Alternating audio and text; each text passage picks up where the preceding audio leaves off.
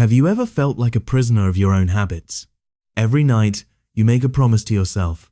Starting tomorrow, I won't do this anymore. Tomorrow, I'll wake up early. Tomorrow, I'll stop wasting time on social media. Tomorrow, I won't lose my temper. Tomorrow, I'll stay away from that bad habit. But when the next morning arrives, that firm determination collapses like a house of cards. Despite your best intentions, you find yourself surrendering to the same old habit once again. And the worst part comes afterward, the deep regret, the guilt, the disappointment in yourself. You begin telling yourself, I have no willpower, I'm weak. But wait, have you ever wondered why the habit you're desperately trying to abandon seems to have such a powerful grip on your mind? Are you truly weak, or are you trapped inside a maze whose exit you simply haven't discovered yet? If you've recently lost another battle against one of your habits, then for the next few minutes, set aside everything you've been taught.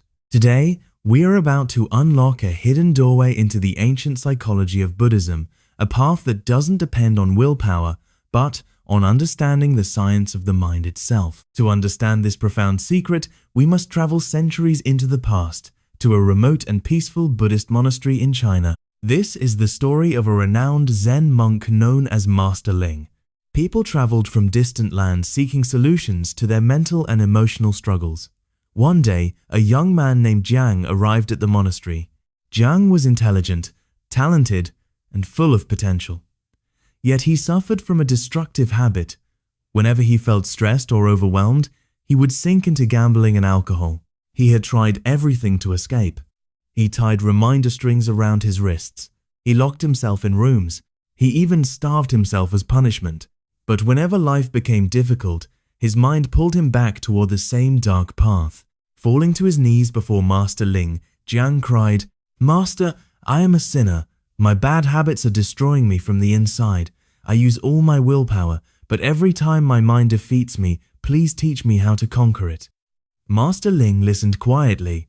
After a long silence, he said, "Tomorrow morning when the first rays of sunlight appear, meet me in the monastery garden. There, I will give you your answer." Relieved, Jiang returned the next morning. Master Ling was already waiting. Pointing to a corner of the garden, he said, "Jiang, do you see those small weeds? Pull them out." Jiang smiled. The task was easy. With one quick motion, he uprooted the weeds. "Very good," said Master Ling. "Now look over there, pull out that thorny bush."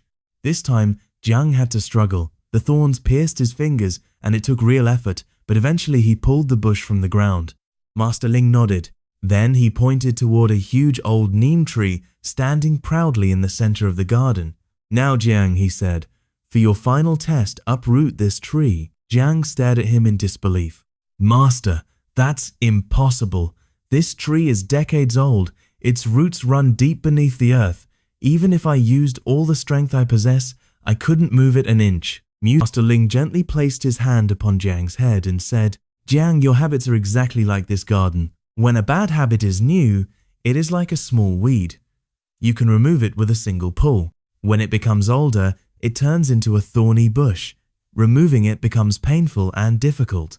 But when you repeat a habit for years, it becomes like this giant tree. Its roots spread deep into your subconscious mind. At that point, you cannot uproot it with surface-level willpower. To remove a tree, you must strike at its roots. Pulling at its leaves will accomplish nothing." Jiang understood. "But Master," he asked, "where are the roots of the mind's tree, and what is the axe that can cut them?" Master Ling explained that Buddhism calls these deep habit patterns samskaras or vasanas. We believe habits appear suddenly, but in reality, they are sustained by an invisible cycle. The Buddha taught that the axe capable of cutting these roots is sati mindfulness. When you fight a habit directly, you unknowingly feed it more energy. The mind has a strange rule.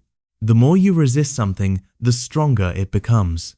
If I tell you not to think about a black monkey for the next 2 minutes, what happens? Your mind becomes filled with thoughts of a black monkey. This is exactly what we do with our bad habits. We constantly repeat, "I must not do this, I must stop." And in doing so, we keep our attention fixed upon the very thing we wish to escape. Buddhist wisdom teaches that the goal is not to fight a habit, but to make it irrelevant. To do that, We must understand the principle known as dependent origination, the law of cause and effect. No habit activates without a reason. Every habit has a trigger, a hidden emptiness, a discomfort your mind is trying to soothe. For example, when you're bored or lonely, your mind automatically reaches for your phone because it has learned that social media can provide a quick burst of dopamine. The habit itself isn't the real problem. It is merely a learned response to a deeper need. Now the question becomes, how can we apply this ancient wisdom to modern life? Master Ling taught Jiang a practical path consisting of 4 simple yet powerful steps. Practice these consistently for 21 days, and even the strongest tree of habit will begin to wither. Step 1. Identify the trigger. The Buddha taught that before curing an illness, you must first understand its cause. Observe your habit carefully. When does it appear? What emotional state activates it? Do you open social media when facing difficult work? Do you eat unhealthy food when stressed? Carry a notebook and record the triggers. The day you identify the trigger is the day your habit loses half its power, because now it is no longer operating in the shadows. Step 2. Create the sacred gap. Whenever a craving arises, do not act immediately. Give yourself 90 seconds. Many urges naturally rise and fall within that short period if we stop feeding them. When your mind says, let's smoke, let's scroll, let's procrastinate, pause. Take a deep breath. Observe the discomfort without reacting. Watch it the way you watch clouds passing through the sky. Tell yourself, this urge is present, it will pass. That small gap breaks the autopilot mode of the subconscious mind. Step 3. Mindful indulgence. If you fail and return to the habit, do not punish yourself. Do not drown in guilt. Instead, perform the habit with complete awareness. If you're scrolling through your phone, observe every movement of your fingers. Notice the strain in your eyes. Notice how you feel afterward. If you're eating junk food, eat slowly and consciously. Pay attention to every taste, every sensation, every feeling that follows. When awareness enters the experience, the illusion begins to fade. Your mind gradually realizes that the pleasure it was chasing was never as satisfying as it imagined. Step 4. The Zen replacement. The mind cannot remain empty. If you remove a tree, you must plant something in its place. Don't simply eliminate the bad habit. Replace it. If you usually smoke in the evening, replace that time with reading. If you waste hours online, replace part of that time with meditation, exercise, or learning a new skill. At first, your mind will resist. But once it discovers a healthier source of fulfillment, the old habit will begin shedding its leaves naturally.